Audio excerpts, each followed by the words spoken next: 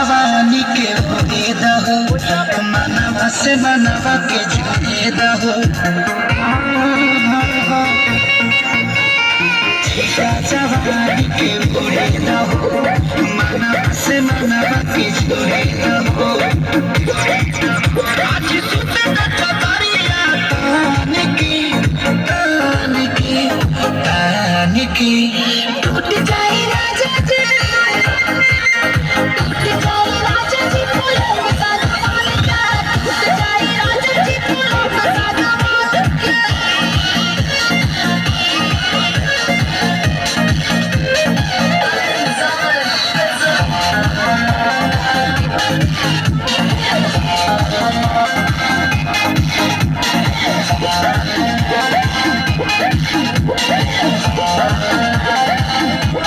छुए तो बदन की देखो न पटन की चादर बिछा दे हनी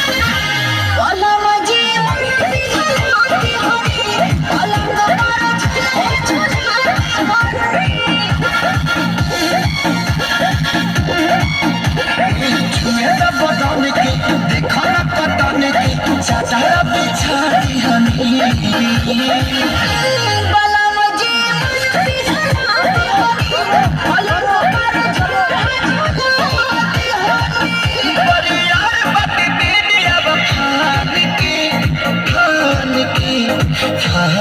के टूट जाए राजा जी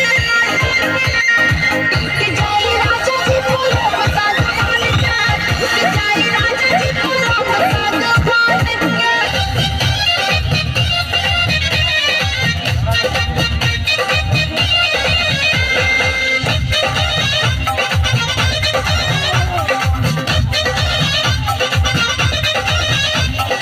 ऑल नाइट लॉन्ग तुझे देखते हैं